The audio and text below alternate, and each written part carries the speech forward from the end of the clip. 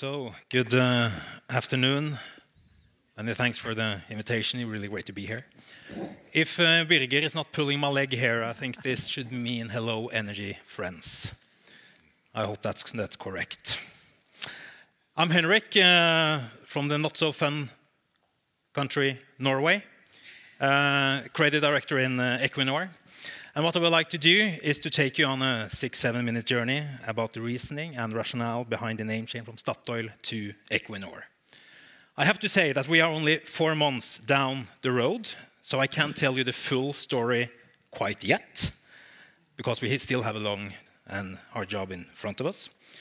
But I would love to come back to Iceland next year to share some more of the findings on the research from this name change.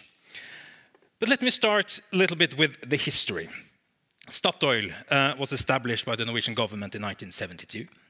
And the political motivation was Norway's participation in the oil industry on the Norwegian continental shelf, and to build up a Norwegian competence base to establish the foundation for a domestic industry. And I think it's fair to say that it's been a success.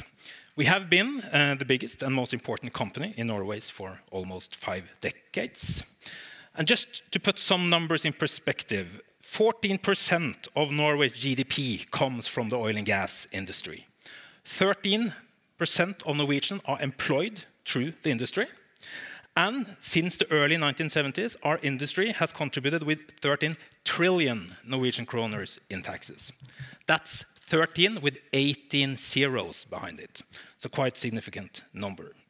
And our company is also in many ways a part of the national identity in Norway. And many of our platforms, as you can see here, one of them, are even on the cultural heritage list in Norway. So Statoil, definitely a company of great rational and emotional importance. And today, we provide energy to more than 170 million people. But as we have discussed a lot the last few days, the world as we know it today is different from what it used to be. Our context has become more complex and demanding, and what we do are more often challenged. The energy markets are in transition, and I think that our future relevance will be defined by our ability to change. Change is simply not an option. And our industry is also under pressure from the one megatrend, which I think makes all others seem insignificant: climate change. Norway witnessed the warmest summer in decades. Iceland, the wettest in 104 years, I think. People are moving from climate awareness to climate action.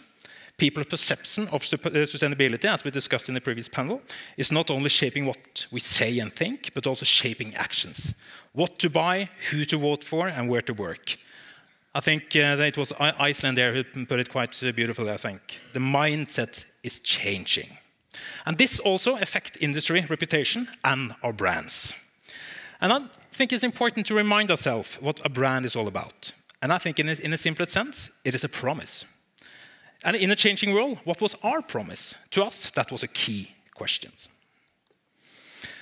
After the dramatic fall in the oil price in 2014-2015, Statoil changed a lot. And we changed to face a new reality.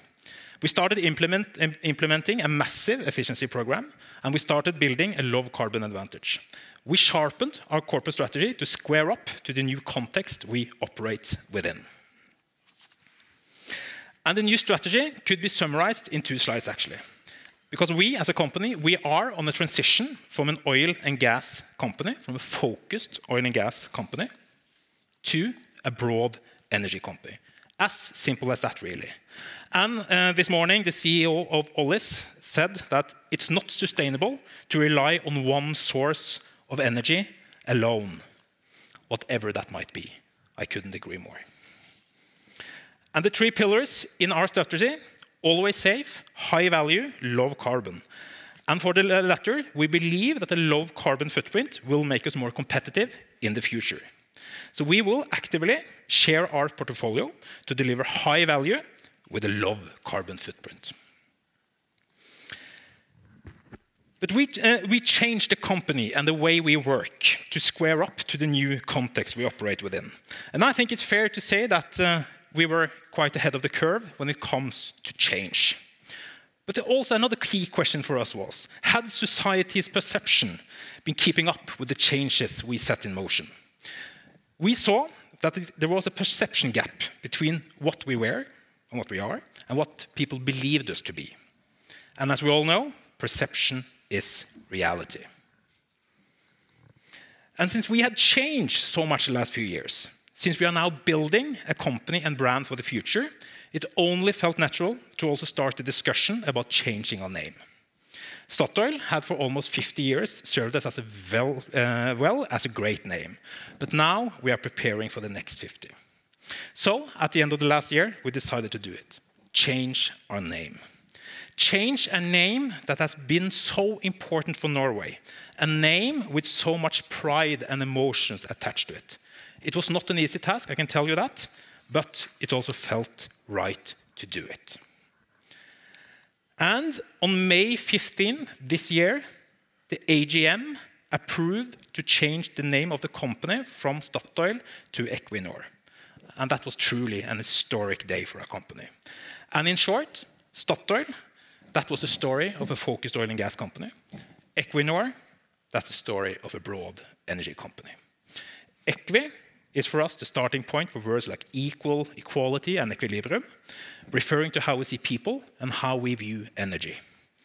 It describes our desire for a more balanced energy system and a sustainable ecosystem. And Nor, it's signaling a company proud of where we come from and our heritage. And we believe that Equinor is a powerful expression of who we are, where we come from, and what we aspire to be. And we believe this to be the name for the next 50 years, at least. But again, we did not change our name because we now will change our strategy. We changed our name because we already had changed. And we did it as a confirmation of this corporate strategy, always safe, high value, and low carbon. And our name is not greenwashing, to the point earlier in the panel, which I totally agree on. So for us, this is not about just putting a windmill or wind turbine into an advertising campaign. It's definitely not. For us, this is a commitment. The next coming years, we expect 15 to 20% of our investment to be directed towards profitable new energy solutions. And we are looking into new ways of producing oil and gas, like this press release indicates. How can we power our fields in the North Sea with wind? And more to come. We will also, together with some of our good partners, Total and Shell, we will take some big steps in carbon capture and storage in the years to come. And we are now also taking the first steps within solar. We definitely don't know how the future will look like. The only thing we know for sure is that it will not look the same. But we are a company built on optimism, and we believe the future will be brighter, and that what we do and what we create will make a difference for years to come. And I believe in this, branding is very, very important, as we probably will come back to in the panel. So, thank you for your attention, and thank you, Google Translate.